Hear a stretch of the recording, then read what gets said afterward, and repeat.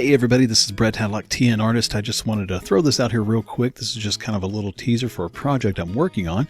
It's going to be a project on getting traditional look and feel from digital painting, specifically focused on using Procreate and all the default brushes and settings that it has there. Going to use a few different tips and tricks and ways to contort it, but really different ways to use what comes within Procreate to get that nice traditional look and feel to your paintings.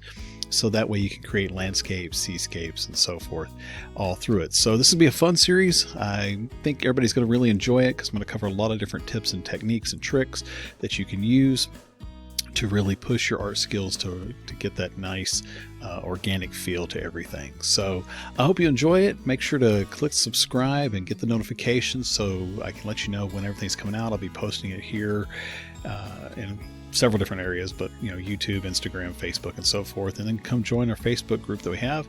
You can see everything there. So anyway, I'm excited about it. Hope you are too. And I look forward to connecting with you and showing you a whole lot of different techniques and fun things we can do with Procreate.